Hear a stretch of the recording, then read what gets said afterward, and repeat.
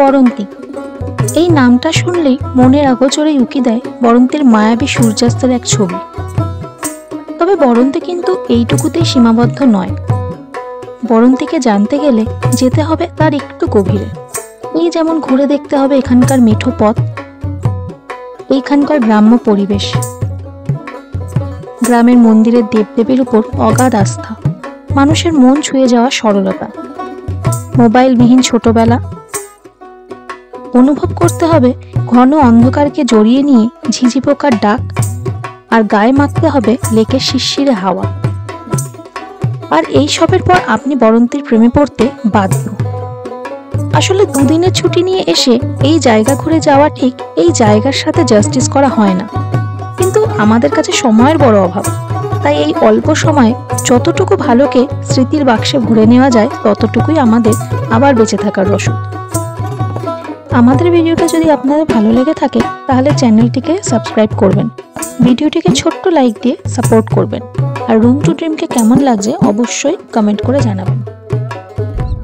Hello everyone, welcome back to our channel Room to Dream. এর আগের ভিডিওতে তোমরা দেখেছো কাঁচরাপাড়া থেকে গড় পঞ্চকোট আসার আমাদের পুরো জার্নিটা, আর এই ভিডিওতে থাকবে আমরা গড় পঞ্চকোটে কোথায় কোথায় ঘুরছি, কোন হোটেলে থাকছি, আর সারাদিন কি করছি।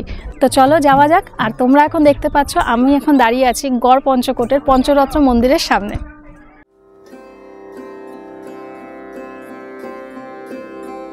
গড় পঞ্চকোটের চারিদিকেই রয়েছে প্রচুর মন্দির এবং রাজবাড়ির অংশ, কিন্তু সবই এখন পরিণত হয়েছে ধ্বংসাবশেষে।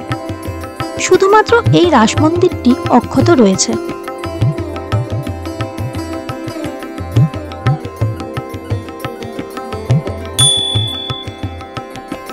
গড় পঞ্চকোটের সর্বাপেক্ষা উল্লেখযোগ্য মন্দির এই পঞ্চরত্ন টেরাকোটা নির্মিত দক্ষিণ ও পূর্ব দুয়ারি রাস মন্দির।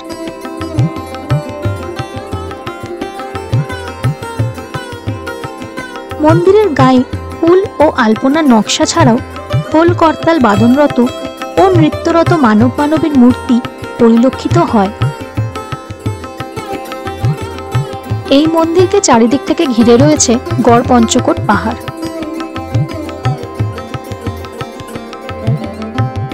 এই মন্দিরে রাধাকৃষ্ণের মূর্তি বিরাজমান।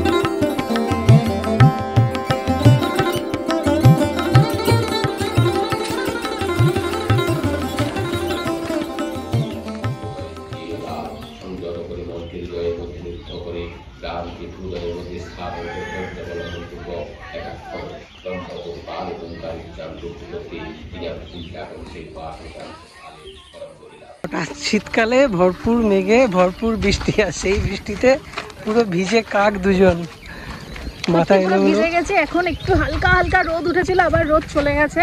আর ফেব্রুয়ারি মাস, আগেই বললাম ছাতা আনিনি, ভাবিনি যে লাগবে, কিন্তু এখানে এসে মনে হচ্ছে ছাতাটা কেন আনলাম না, কারণ একটু আগে না মুষলধারে বৃষ্টি হয়ে গেল।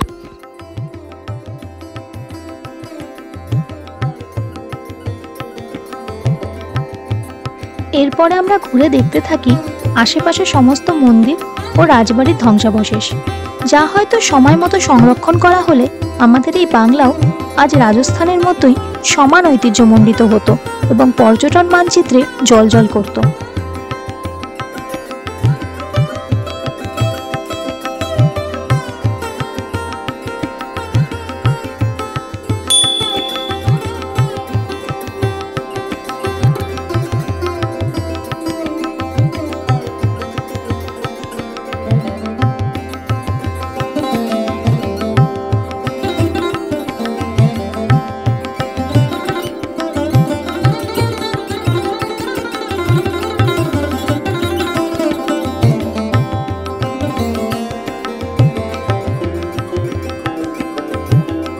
এই পঞ্চরত্ন মন্দিরের পাশেই রয়েছে পুরুলিয়ার বিখ্যাত মুখোশ ও হস্তশিল্পের কয়েকটি দোকান, যেখান থেকে আপনারাও কিছু নিয়ে নিতে পারেন পুরুলিয়ার স্মৃতি হিসেবে।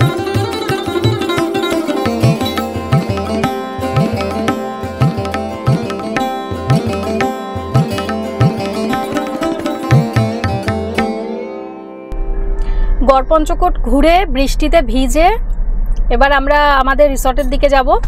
আজকে যেখানে আমরা থাকবো আর এখানে কিন্তু খাওয়ার প্রচুর অপশান আছে, তোমরা চাইলে এখানে খেতে পারো, কিন্তু আমরা আজকে রিসর্টে অলরেডি খাবারের অর্ডার দিয়ে দিয়েছি, তো আমরা ওখানে গিয়েই লাঞ্চ করব। তো চলো যাই, তারপর তোমাদের পুরো রিসর্টটাও আমরা ঘুরে দেখাবো।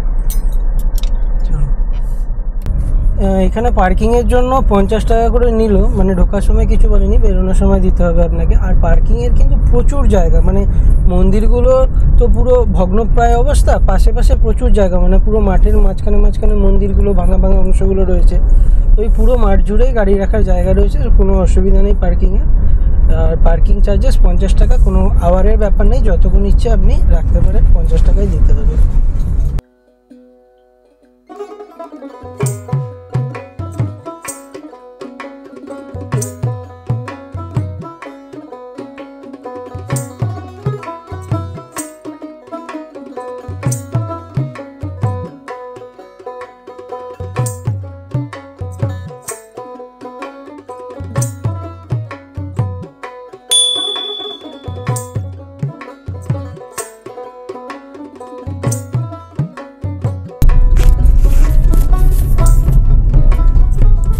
রাস্তাটা হচ্ছে আমাদের যে রিসর্ট আছে কল্যাণ লেক ভিউয়ের রাস্তাটা কিন্তু এমনি ভালো, একটু সরু, মানে গ্রামের মাঝখান দিয়ে যেরকম রাস্তা হয় সেই রকম, চারিদিকে গাছপালা রয়েছে, ক্ষেত রয়েছে, রাস্তাটা এমনি ভালো।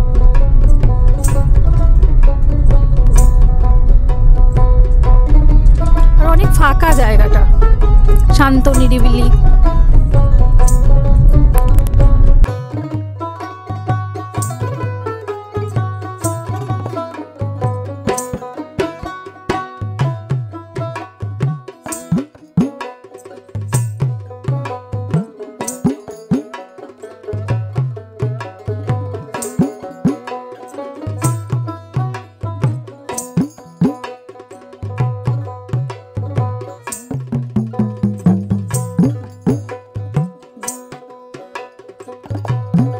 গ্রামে কিছু একটা পার্বণ হয়, সেই পার্বণে না বাড়িতে আলপনা আঁকে। তো দেখো প্রতিটা বাড়িতে কিন্তু এরকম আলপনা আঁকা রয়েছে, মানে আলপনাগুলো অনেকটাই হালকা হয়ে গেছে কিন্তু আছে এখনো।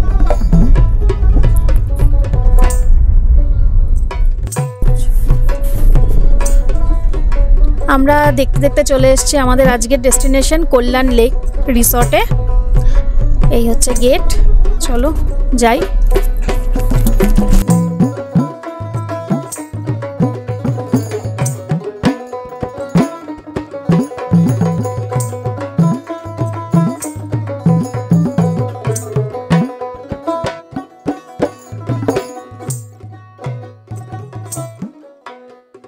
আমরা রিসর্টে পৌঁছে গেছি, আর এই আমাদের রুম, 201 নম্বর রুম। 201-এর থেকে বড় কথা, এখানে না প্রতিটা রুমের একটা নাম আছে, যেমন আমাদের রুমটার নাম হচ্ছে নদী। তো রিসর্টটা এবং বাকি রুমগুলো সম্বন্ধে পরে আমি ডিটেলসে বলছি। তো এখন এসে এই জায়গাটায় আমরা বসে আছি, একদম প্রতিটা রুমের বাইরে না একটা সুন্দর করে বসার জায়গা করা রয়েছে। তো চলুন আপনাদের রুমটা এখন আগে দেখিয়ে দিই। এই হচ্ছে আমাদের রুম। ঢোকার পরেই একটা বড় বেড রয়েছে, এসি আছে, ফ্যান আছে, আর এখানে একটা কাবার্ড রয়েছে, এখানে একটা ড্রেসিং টেবিল, টিভি আছে, আর এই দিকে না একটা সেপারেট জায়গা করা আছে, ওই দুটো চেয়ার আর একটা টেবিল রয়েছে, খাওয়ার জন্য সেপারেট করা আছে। একটা জানলা রয়েছে, জানলা সরালে টেন্টগুলো দেখা যাচ্ছে, আর টেন্টের ওই পারেই হচ্ছে লেকটা। তো এখান থেকে লেকটা দেখাও যায়, তো ওটা আমি পরে দেখাচ্ছি। চলুন ওয়াশরুমটা দেখিয়ে দিই। ওয়াশরুমটা একদমই বেসিক, কিন্তু দরকারের সব জিনিস রয়েছে। ওয়েস্টার্ন টয়লেট রয়েছে, বেসিন রয়েছে, গিজার রয়েছে, আর রুমে আমাদের এইগুলো দিয়েছে সাথে, দুটো ব্রাশ, একটা টুথপেস্ট, শাওয়ার জেল যেরকম দেয় সেগুলো। ওভারঅল ঠিকই আছে। এটা আমি বুক করেছিলাম গোয়াইবিবো থেকে, তো ওইটার প্রাইস পড়েছিল 2283। ফ্রেশ হয়ে নিলাম দুজনেই এসে, এখন যাব লাঞ্চের দিকে। লাঞ্চ আগে অর্ডার করে দিয়েছি, আর প্রচণ্ড খিদে পেয়েছে, সেভাবে ব্রেকফাস্ট হয়নি, তাই তো। এটা একটা ওপেন রেস্টুরেন্ট আছে, দেখো ওপরে ছাউনি দিয়ে চারিদিকটা খোলা, বেশ সুন্দর, কারণ চারিদিকে এরকম সবুজ ঘেরা, তার মাঝখানে এরকম একটা রেস্টুরেন্ট, খেতেও মজা লাগবে। আমরা খাওয়ার অলরেডি অর্ডার করে রেখেছিলাম, চলো খেয়ে নিই। আমরা আজকে ভেজ অর্ডার করেছি, তো ভেজে কী কী আছে তোমাদের বলে দিচ্ছি। এখানে ভাত আছে, ঝুরি আলু ভাজা, আলু পোস্ত, ফুলকপির তরকারি আর ডাল। এক বালতি ডাল আছে, এখানে একটা ছোট্ট কড়াইতে দিয়েছে। তো চলো খাওয়া স্টার্ট করি, খেয়ে বলছি তোমাদের কেমন। খেতে খেতে আর দুটো জিনিস আসলো যেটা না দেখালেই নয়, চাটনি আর দুটো ডবল এক্সেল সাইজের পাঁপড়। জাস্ট লাঞ্চ করে আসলাম, খাবার দাবার ঠিকঠাক ছিল, ভালো ছিল, মানে খুব আহামরি তা নয়, কিন্তু ভালো। আর কোয়ান্টিটি প্রচুর বেশি, প্রত্যেকটা খাবারই অনেক বেশি বেশি দিয়েছে, আমরা কোনোটাই শেষ করতে পারিনি। একটা ডবল এক্সেল সাইজের পাঁপড় দিয়েছে, এক বালতি ডাল দিয়েছিল, এক কড়াই সবজি দিয়েছিল, কোনোটাই খেয়ে শেষ করতে পারিনি। শুধু ওই একটা ভাত নিয়েছিলাম, তাতে দুজনের হয়ে গেছে একদম সুন্দরভাবে। খাবারের কোয়ান্টিটি ওয়াইজ খুব ভালো, বিহেভিয়ারও খুব ভালো ছিল। যখন যা দরকার বললেই এসে যাচ্ছে, না বলতেও এসে যাচ্ছে। ও ঠিক আছে, ওভারঅল ভালো এক্সপিরিয়েন্স।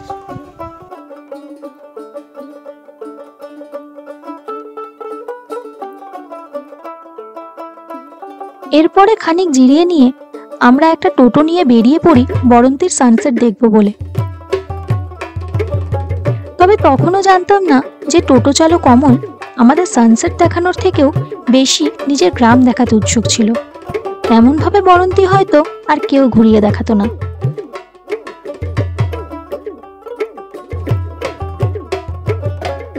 টোটো চলতে থাকলো তার গন্তব্যের দিকে।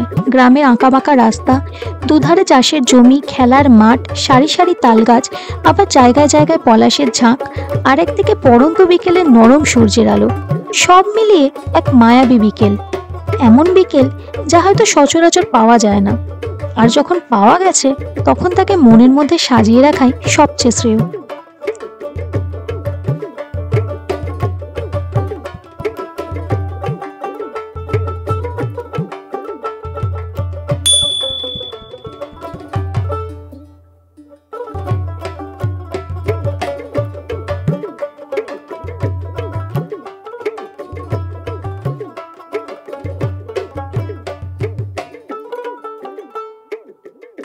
কুয়াশাটা যদি না থাকে না, হ্যাঁ এখানে পাহাড় লেক সব আছে। আমরা রিসর্ট থেকে বেরিয়েছিলাম, টোটো করে বেরিয়েছিলাম এই পাশে যে লেক আছে সেটা দেখার জন্য। তো আমাদের যে টোটো দাদা, সে পলাশের বন দেখাতে নিয়ে এসছে। তো আমরা একটু পাহাড়ের ওপরটায় উঠেছি, ভিউটা এরকম সামনে সামনে পাহাড়, তারপরে লেক, আর পুরো পলাশ চারিদিকে।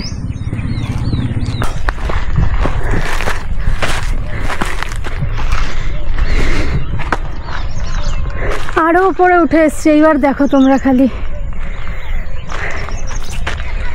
এই হচ্ছে পুরুলিয়ার আসল আকর্ষণ।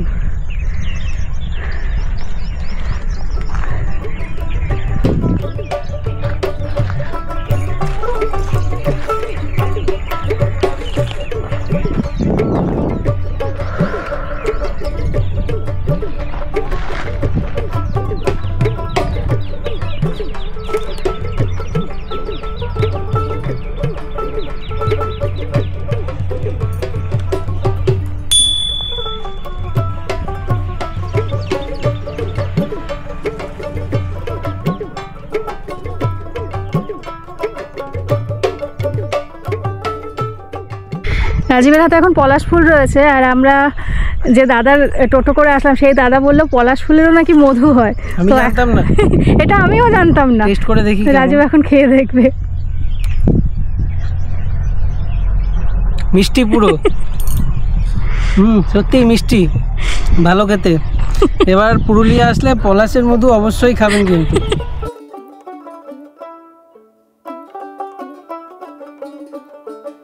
এরপরে আবার আমরা গ্রাম্য আঁকাবাঁকা পথ ধরে এগোতে থাকি বরন্তির লেকে সেই মায়াবী সূর্যাস্ত দেখব বলে।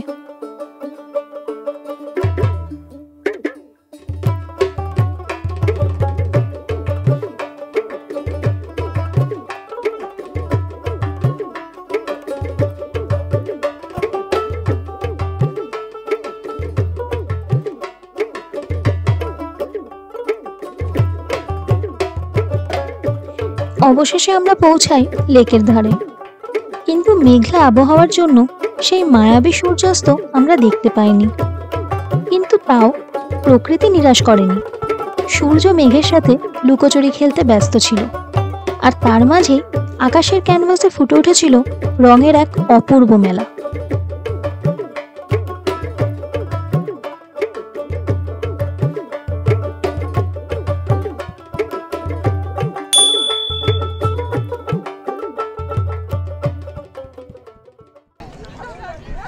আমরা এখন মুরাডি পাহাড়ের সামনে রয়েছি। মুরাডি পাহাড় আর তার সামনে রয়েছে মুরাডি লেক। প্রচুর লোকজন আছে এখানে, দেখো চারিদিকটা। তার সাথে লেকের সামনে ঠান্ডা একটা হাওয়া, একটা শান্ত বিকেল। আর কি চাই লাইফে? প্রতিদিনের ব্যস্ততা ছেড়ে এরকম একটা বিকেল পাওয়া, এটাই বেস্ট। যদিও ভেবেছিলাম একটা খুব সুন্দর সানসেট দেখতে পাবো, কিন্তু আজকে সূর্য মামার দেখা নেই। উনি সানসেটের টাইমের আগেই মনে হচ্ছে অস্ত চলে গেছেন। তো কিছু করার নেই, যেটা পাচ্ছি সেটাই ভালো অবভিয়াসলি। আরে অনুপম রায় বলে গেছে না, সব পেলে নষ্ট জীবন। হ্যাঁ, মাঝে মাঝে ওটা বলেও নিজেকে একটু সান্ত্বনা দিতে হয়।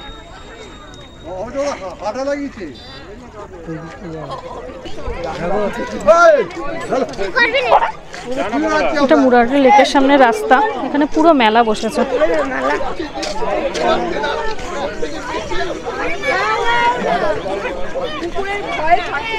দেখো, আর এখানে প্রচুর পলাশের মালা বিক্রি হয়, কিন্তু সব ছোট ছোট বাচ্চাগুলো পলাশের মালা বানিয়ে এখানে বিক্রি করছে।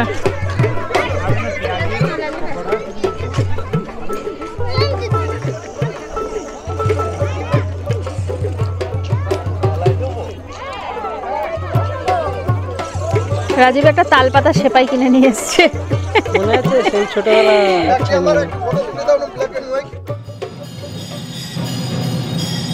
এরপর অমল আমাদের নিয়ে যায় স্থানীয় মা ছিন্নমস্তার মন্দিরে।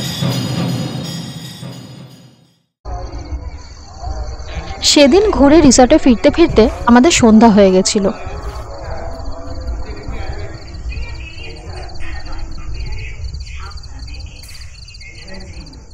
আমরা ডিনার ঘরেই নিয়ে নিয়েছি, এখন আর বাইরে গিয়ে খাচ্ছি না।